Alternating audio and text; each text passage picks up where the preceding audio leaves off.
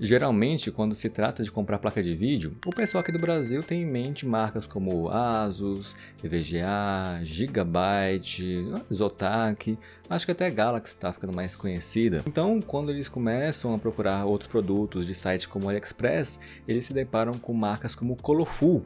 E já ficam em dúvida, né? Essa marca é nova? Essa marca é confiável? Essa marca é daquelas que fazem produtos Frankenstein? E, bem, a verdade é que a Colorful não é nova, já está há um bom tempo no mercado. É uma marca mais confiável, mas talvez você não veja muito falar dela porque ela é muito mais conhecida no mercado asiático.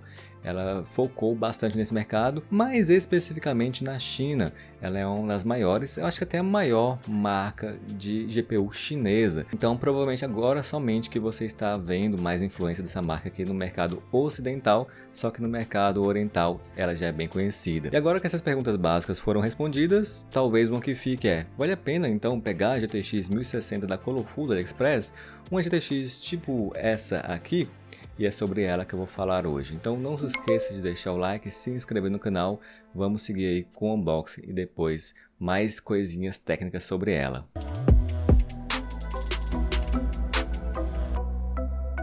E aí pessoas, bom, aqui o Alexandre, dono do canal Skanda Souza. E é assim que vem um exemplar da placa que eu comprei. A compra foi através da loja SZ CPU Store. Eu comprei no dia 25 de 12 de 2021 e chegou para mim no dia 11 de 1 de 2022. Felizmente não fui taxado. A loja é boa, é uma loja confiável, você pode comprar placas e também até processadores dela sem problemas.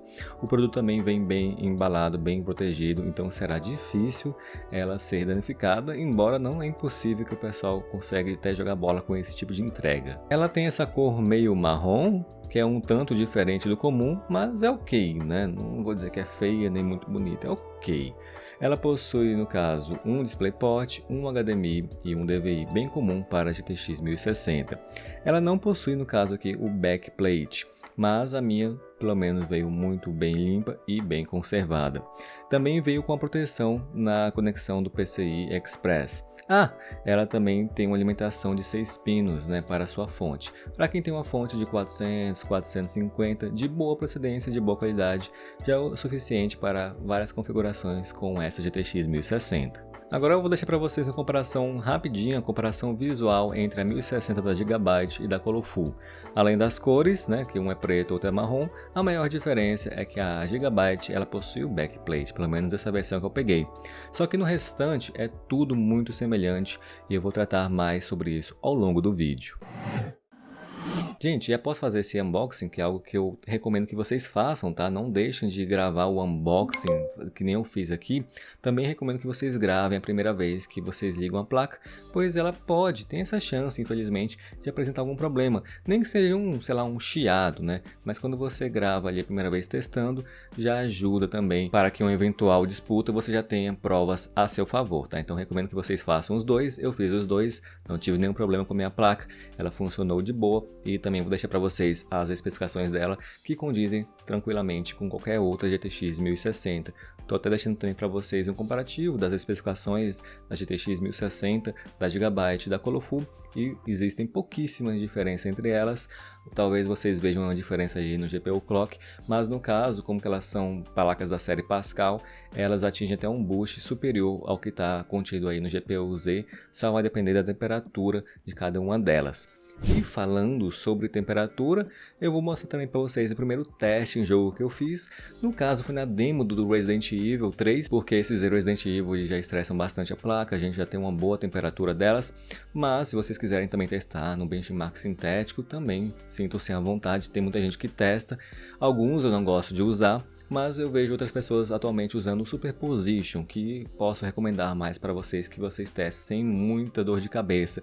Também vou falar um pouco mais sobre ele no final. Mas por enquanto vamos seguir com o teste. O primeiro teste em jogo que eu fiz foi no Resident Evil, só para ver como ficava a temperatura. Eu deixei o V5 desligado, tá? E a temperatura máxima depois de uns minutos jogando, fiquei ali esperando para ver quanto que ia subir.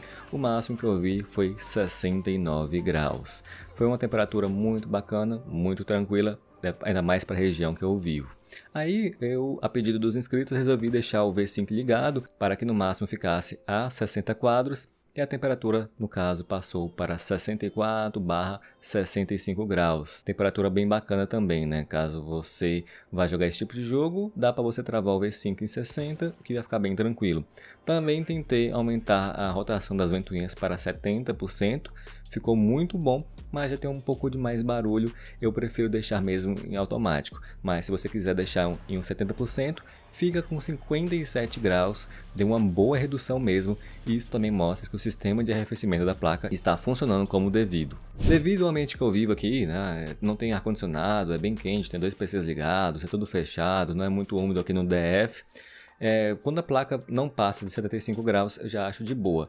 Quando ela começa a passar, eu já fico um pouco preocupado, a depender do modelo. Mas nesse caso, eu não fiquei nem um pouco preocupado, poderia jogar com ela normalmente assim. Então se você pegar uma placa dessa que tiver uma temperatura parecida, pode ficar tranquilo, tá? Jogar de boa com ela. Mas ainda assim, eu vou ainda abrir essa placa no final do vídeo, para que vocês vejam como é que vem por dentro. Mas se você não tem conhecimento, nunca abriu placa de vídeo, não quer mexer nela, e viu que a temperatura estava que nem a do meu vídeo, então não precisa, tá? É só mesmo jogar, pode ficar tranquilo que não vai ter nenhum problema.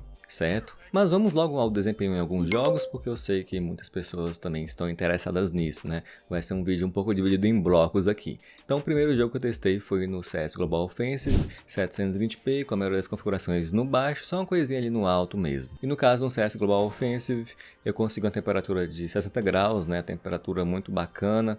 A média de FPS foi de 300 a 500, varia demais, né? Eu tava com um Ryzen 5 5600X, é um processador muito bacana para esse tipo de jogo competitivo também. Muitas pessoas têm pego ou estão economizando dinheiro para pegar um processador desse para jogar jogos competitivos. Não vou dizer que eu concordo muito, mas gosto é gosto, dinheiro é dinheiro. Testei, claro, né, na Dust 2, o modo Deathmatch. E lembrando, claro, depende do processador, não é em todos os casos que você vai conseguir essa média aqui. Se você tiver, sei lá, um processador de segunda geração Intel, não vai chegar a tanto, tá? Mas, a depender do caso, por exemplo, o Ryzen 5 3600 também vai ficar muito bom com a 1060. E caso você queira também jogar em Full HD, também é possível. Agora vamos ao Warzone também, que é um jogo muito pedido aqui no canal. Eu testei ele aqui em 80% do Full HD, olha, presta atenção, 80% do Full HD, e ali com a visão em 120, que é o FOV, né, com as configurações gráficas no baixo. Parece que a cada dia que passa, o Warzone fica muito mais pesado, né? Então aqui é um exemplar que eu não coloquei em Full HD, para ter mais do que 60 FPS constantemente. Vocês que jogam jogos desse tipo aqui competitivo, vocês gostam que não fique abaixo dos 60 para que não impeça seu gameplay. Então foi por isso que eu coloquei em 80% do Full HD. A temperatura da placa sempre ficando ali cerca de 66 graus, temperatura boa, e a média de FPS 73 FPS. Foi um desempenho bom, a qualidade do vídeo ainda está ok, não ficou muito feio. Mas lembre-se, não está exatamente em Full HD. E vez ou outra pode cair dos 60 FPS se for um cenário muito pesado. Mas foram em poucos casos aqui, na maior parte do tempo ficou acima dos 60, tá? Então, para você que joga o Warzone, talvez seja mais interessante com a 1060 ou uma placa semelhante, botar em 80% do Full HD, ou até menos, quem sabe. Outro jogo competitivo, esse aqui é um que eu jogo particularmente, que é o Dota 2, coloquei no Full HD no alto. Tem pessoas que jogam no baixo, mas eu não me importo jogar no alto, até acho mais bonito. Aqui a temperatura da placa ficou em 70 graus, uma temperatura ok, né? 180 foi na média de FPS que eu tive. Nesse caso não estou usando 5600X, estou usando 5600G, mas não vai diferir muito, tá um bom uso da placa, bom desempenho. Algumas vezes vai cair um pouquinho, né, abaixo de 180, mas já está uma boa média, dá para você fazer o que você quiser aqui, né? E aí se você perder a partida, só resta culpar mesmo os peruanos do teu time. Agora vamos aos jogos pesados, né? Eu testei aqui 3. O primeiro deles é o Horizon Zero Dawn em Full HD, com um preset gráfico no baixo e somente as texturas no médio. A temperatura da placa ficou cerca de 68 graus, a média de FPS 54 FPS. É parecido com o que seria também do Warzone se tivesse em Full HD. Foi um desempenho ok, o jogo ficou bonito, né? Queria que fosse 60? Queria, mas é uma placa que podemos considerar de entrada para o Full HD. Vou falar mais sobre isso em breve também, tá? Ok o desempenho. Assassin's Creed Valhalla 1080p no baixo também, com a textura no médio também, tá? Eu acho que fica mais ok com essa placa dessa forma nesses jogos novos mais pesados. Temperatura também ficou na casa dos 68 graus, 67, 68. A média também ficou parecida com o Horizon Zero Dawn, cerca de 54, com algumas quedas também para menos de 50, infelizmente, mas a maior parte do tempo ali você vai conseguir cerca de 54, às vezes subindo para 60 também. Desempenho ok, frame time ok, mas queria eu que fosse um pouco mais. God of War agora também em 1080p no baixo com a textura no original, que é como se fosse um médio. A temperatura aqui foi a mais alta que eu vi dessa placa de vídeo, 74 graus. A média de FPS foi praticamente a mesma dos outros, 53 FPS, só que também com algumas quedas, ainda mais nesse jogo aqui, porque nas cinemáticas caem demais. Desempenho ok, na maior parte do tempo você vai conseguir jogar sem maiores problemas. E um desempenho legal, a considerar também a idade da placa de vídeo e também que é um jogo mais novo, embora antigo, ao mesmo tempo novo. Então você conseguirá rodar o God of War sem maiores problemas, só com as quedinhas às vezes.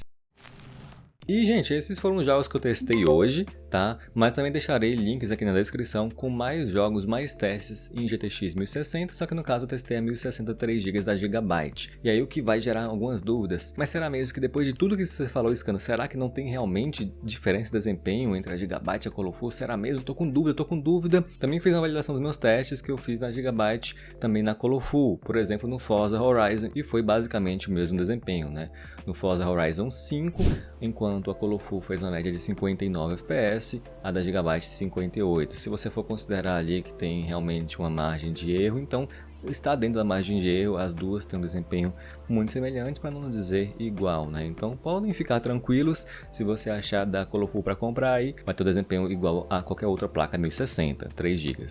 Agora sobre a relação de temperatura, acho que vocês perceberam no vídeo que esse exemplar da Colorful que eu peguei aqui é um pouco mais frio do que o exemplar da Gigabyte, mas isso depende de muitos fatores, ainda mais quando se está tratando ali de placas de vídeo usadas. Então eu vejo muitos comentários falando sobre temperatura de placa X ou Y, ainda mais desses modelos de GTX 1060 que são bem parecidos, tá? Então o que eu posso falar? Os projetos são parecidos, espaço parecida, arrefecimento parecido, portanto o que vai mudar mais é o estado de conservação, Eu, por exemplo, peguei agora essa Colorful com estado de conservação bom. Então, às vezes você vê do meu vídeo e você quer que a torre fique daquele jeito e nunca fica. E por quê? Porque às vezes a pessoa que era antiga dona não usou tão bem assim, infelizmente, tá? Então é muito difícil responder sobre isso, porque são produtos usados. Já sobre a VRAM é outro assunto complicado também, Porque muita gente fala que a 1060 de 3 GB é um lixo, é capada, não presta, o que presta mesmo é de 5, a de 6,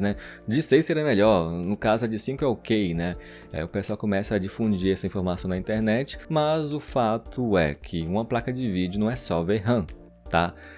São vários fatores que estão ligados ao desempenho. Quer dizer que a VRAM não influencia em nada? Obviamente influencia, mas não é o único fator. Outra dúvida que tem muito aqui, que nos comentários aparecem bastante, é a pessoa com dúvida entre pegar uma GTX 960 de 4 GB ou até uma 1050 Ti de 4 GB, ao invés de uma 1060 de 3 GB, por conta dessa VRAM. Então o pessoal fica tão ligado nisso que tá nessa dúvida, que essa dúvida não faz sentido, tá, gente?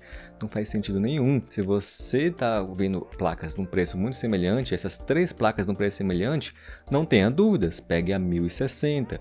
Ela é uma placa muito mais forte, tá? Eu vou até deixar um trecho do comparativo de GPUs, 15 GPUs que eu fiz no final do ano passado, para que vocês tivessem uma noção. Recomendo muito que vocês vejam, tá? Porque existe uma diferença de quase 30% de uma 1050 Ti barra 960. Se vocês forem ver o vídeo, vocês vão entender por quê. E de uma 1060 de 3 GB, tá? Então, se a diferença tá R$100, vale muito mais a pena a 1060 de 3 GB. E agora, sobre a 1060 de 5 GB, porque pode ser uma dúvida também. A 1060 de 5 GB também tem um comparativo aqui no canal, tá? 1060 de 3 contra de 5, e aí vai depender muito do jogo. Alguns jogos são bem mais otimizados para a VRAM, então quando você não tem muita VRAM, vai ter um desempenho um pouco aquém do esperado, por exemplo, jogos como Forza Horizon.